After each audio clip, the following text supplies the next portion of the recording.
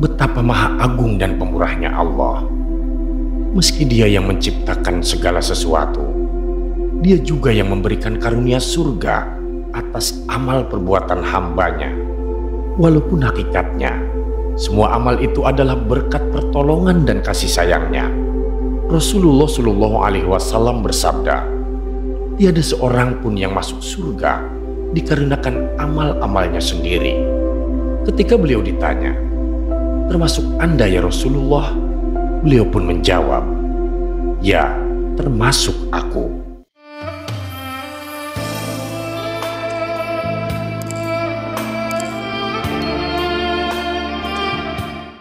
Assalamualaikum warahmatullahi wabarakatuh. Sahabat Haura yang dirahmati Allah, jika video ini lewat di berandamu berarti ini adalah petunjuk dari Allah untukmu. Setidaknya luangkanlah waktu sejenak untuk menulis sholawat kepada Rasulullah di kolom komentar sebagai tanda bukti akan kecintaan kita kepada Nabi Muhammad Sallallahu Alaihi Wasallam. Semoga di akhirat nanti kita mendapatkan syafaat dari beliau. Amin ya Rabbal Alamin. Sahabat, Sultanul Aulia Syekh Abdul Qadir Al-Jailani menuturkan sebuah nasihat indah dalam Futuhul Ghaib, cara menjaga hati untuk menggapai kebahagiaan sejati. Dalam kehidupan ini, kebaikan dan keburukan laksana dua buah dari pohon kehidupan yang berdiri kokoh di tengah-tengah perjalanan manusia. Cabang yang pertama menghasilkan buah yang manis, melambangkan kebajikan. Sementara cabang yang kedua menumbuhkan buah yang pahit, mewakili segala keburukan. Maka dari itu, ketika manusia mengarungi kehidupannya, hendaklah ia menjauh dari kota-kota dan negeri-negeri yang subur dengan pohon yang berbuah pahit, di mana penduduknya terjerat dalam keburukan. Sebaliknya, ia harus mendekati pohon itu sendiri, mengenali cabangnya, dan senantiasa berada di sisi cabang yang memberi buah manis. Hanya dengan begitu, buah manis itulah yang akan menjadi makanan, sumber kekuatan, dan energi yang membangun kehidupannya. Namun, waspadalah agar jangan sampai mendekati cabang yang lain, karena buahnya yang pahit dapat meracuni hati dan jiwa, membinasakan tubuh dan semangat. Bila manusia tak pandai menjaga dirinya, lalu terjatuh dari pohon kehidupan, berkelana di berbagai negeri yang penuh tipu daya, ia akan dihadapkan pada buah-buah yang tidak jelas rasanya. Buah-buah ini bisa jadi telah dibaurkan sedemikian rupa, sehingga antara yang manis dan pahit tidak lagi mudah untuk dibedakan. Bila tanganmu salah meraih buah yang pahit, maka pahitnya akan meresap ke dalam lidah, menyebar ke tenggorokan, menyusup ke dalam otak, hingga setiap lubang hidung dan sekujur tubuhmu teracuni. Pahitnya akan merusak anasir tubuhmu, membinasakan jiwa dan ragamu, dan upaya untuk membuang sisa-sisa pahit itu dari mulutmu dan mencucinya pun tak akan bisa menghapus jejak yang telah tertanam dalam tubuhmu. Segala usahamu itu akan menjadi sia-sia. Namun, jika kau bijak dalam memilih dan hanya memetik buah yang manis, rasa manis itu akan menyebar ke seluruh tubuhmu, mengisi hatimu dengan kebahagiaan. Akan tetapi, ingatlah bahwa jika engkau tidak hati-hati dan akhirnya mencicipi buah pahit, kau tidak akan tahu bagaimana buah itu mengandung racun hingga semuanya terlambat. Karena itu, tak baik menjauh dari pohon kehidupan ini tanpa memahami buah-buah yang ia hasilkan. Keselamatan terletak pada kedekatanmu dengan pohon itu, pada pengetahuanmu tentang mana buah yang manis dan mana yang pahit. Kebaikan dan keburukan sejatinya berasal dari Yang Maha Kuasa, dari Allah yang Maha Agung. Dia yang menciptakan setiap makhluk dan apa yang mereka perbuat. Setiap tindakan hambanya adalah ciptaannya. Sebagaimana Allah Subhanahu wa Ta'ala berfirman, Allah telah menciptakanmu dan yang kau lakukan. Quran Surat 37 ayat 96. Nabi Muhammad SAW bersabda, Allah telah menciptakan penyembelih dan binatang yang disembelih. Segala amal perbuatan hamba serta buah dari usaha mereka, semuanya adalah hasil ciptaannya. Allah yang Maha Agung berfirman, masuklah ke dalam surga disebabkan oleh apa yang telah kau lakukan. Quran Surat 16 ayat 32. Betapa maha agung dan pemurahnya Allah. Meski Dia yang menciptakan segala sesuatu, Dia juga yang memberikan karunia surga atas amal perbuatan hambanya. Walaupun hakikatnya semua amal itu adalah berkat pertolongan dan kasih sayangnya. Rasulullah SAW bersabda, tiada seorang pun yang masuk surga dikarenakan amal-amalnya sendiri.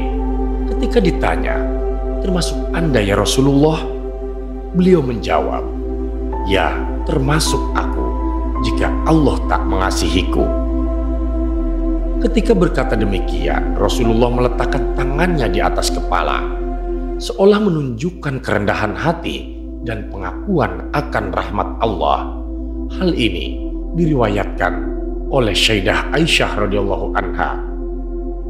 Bila kau mematuhi perintah-perintahnya dan menjauhi larangan-larangannya, maka Allah akan melindungimu dari keburukan dan menambah kebaikannya dalam hidupmu. Dia akan menjaga dirimu dari segala keburukan, baik yang bersifat agamis maupun duniawi. Dalam aspek duniawi Allah berfirman, demikianlah agar kami palingkan darinya kemungkaran dan kekejian. Sesungguhnya Ia termasuk hamba-hamba pilihan kami. Quran Surat 12 ayat 24. Sedangkan dalam aspek agama Dia berfirman, mengapa Allah akan menyiksamu jika kamu bersyukur lagi beriman? Quran Surat 4 ayat 147. Apakah bencana akan menimpa orang yang beriman lagi bersyukur? Karena sejatinya keimanan dan rasa syukur akan membawa manusia lebih dekat kepada keselamatan daripada bencana. Allah berfirman, jika kamu bersyukur, tentu akan kami lipat gandakan nikmat-nikmat kami bagimu. Quran Surat 14 ayat 7. Dengan demikian keimananmu akan menjadi perisai yang mampu memadamkan api neraka, api siksaan yang diperuntukkan bagi para pendosa. Jika api neraka saja bisa dipadamkan oleh keimanan, apakah api bencana di dunia ini tidak bisa dipadamkan oleh keimanan yang sama? Ya Tuhanku, dengan begini, segala musibah yang menimpa hanya akan mengikis kekejian hawa nafsu, meluruhkan kebertumpuan pada kehendak jasmani, menjauhkan dari kecintaan kepada dunia dan manusia, serta menuntun hati menuju keesaan Tuhan dan pengetahuan tentang kebenaran. Musibah adalah ujian yang menyucikan, memurnikan hati dari segala kelemahan duniawi, hingga tak ada yang tertinggal di dalamnya selain cinta kepada Allah. Hati yang telah disucikan oleh musibah dan cobaan menjadi tempat curahan rahasia kegaiban, pengetahuan, dan cahaya kedekatan dengan Tuhan.